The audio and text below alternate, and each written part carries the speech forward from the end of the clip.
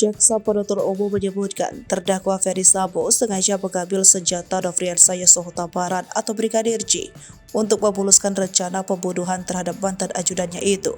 Hal itu disampaikan jaksa saat memaparkan fakta sidang dalam pembacaan surat tuntutan terhadap Ferdy Sambo terkait kasus pembunuhan berencana terhadap Brigadir J. Menurut jaksa, Sambo dengan sengaja menanyakan posisi senjata api milik Brigadir J kepada Richard Eliezer. Senjata itu telah diamankan oleh Ricky Rizal. Berdasarkan hasil analisis jaksa, mantan Kepala Divisi Profesi dan Pengamanan Polri itu meminta Richard Eliezer untuk mengambil senjata yang telah diamankan dalam mobil. Dalam kasus ini, Ferdy Sambo didakwa melakukan pembunuhan berencana terhadap Brigadir J bersama istrinya, Putri Chandrawati, Richard Eliezer, Ricky Rizal atau Bribka RR, dan Kuat Ma'ruf. Dalam dakwaan jaksa penuntut umum disebutkan bahwa Richard Eliezer menembak Yosua atas perintah Ferdy Sambo yang saat itu masih menjabat sebagai Kadif Propam Polri.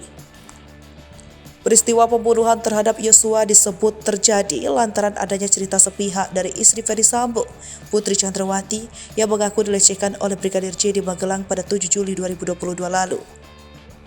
Ferdy Sambo kemudian marah dan merencanakan pembunuhan terhadap Yosua yang melibatkan Baradae, Ricky Rizal, dan Kuat Ma'ruf di rumah dinasnya di Kompleks Polri Duren 3, Jakarta Selatan pada 8 Juli 2022.